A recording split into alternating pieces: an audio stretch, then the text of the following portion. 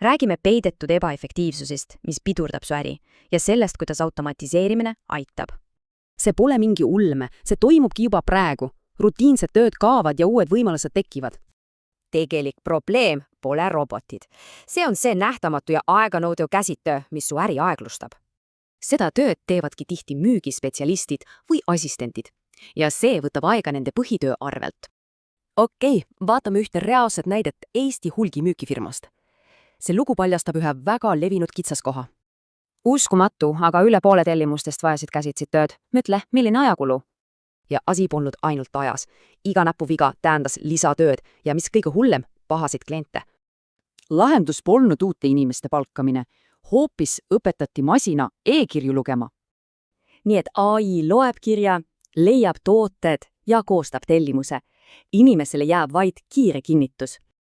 Vahe on ju ilmselge, eks? Rutiinne trükkimine muutus reaalseks, väärtust loovaks müügitööks. Tulemuseks hoidki vähem vigu, kiirem teenindus ja müügitiim, kes sai lõpuks päriselt müüa. Tundub tuttav? Nüüd mõtlemegi sinu äri peale. Kuidas see kõik sind puudutab? Selline käsitöö võib peituda igal pool. Arvetes, tellimustes, tooteinfos, nimekiri on pikk. Okei, aga kuidas neid kohti siis üles leida? Kõigepealt on vaja selget, struktureeritud plaani. Meie soovitame alustada digitaliseerimise teekaardist. See aitab leida just need kohad, kus mõju on suurim. Ja siit see võtmeküsimus.